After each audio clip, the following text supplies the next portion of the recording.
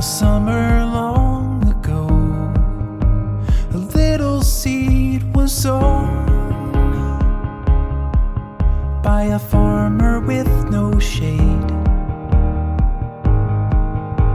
The hourglass of time, he watched it slowly climb, while he began to fade, and we never see the shade from our trees. I sat beneath the tree, a canopy of leaves to block the summer sun. The branches reach so high, stretching toward the sky. I leaned against the trunk, and we never see the shade from our trees, and we never see the shade from our trees.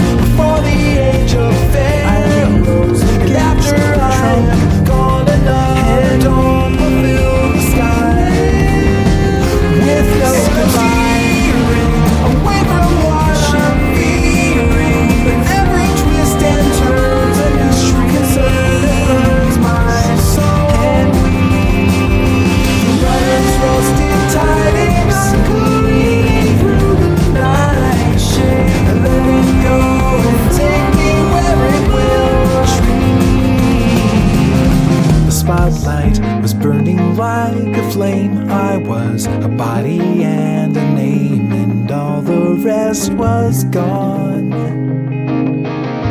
And I now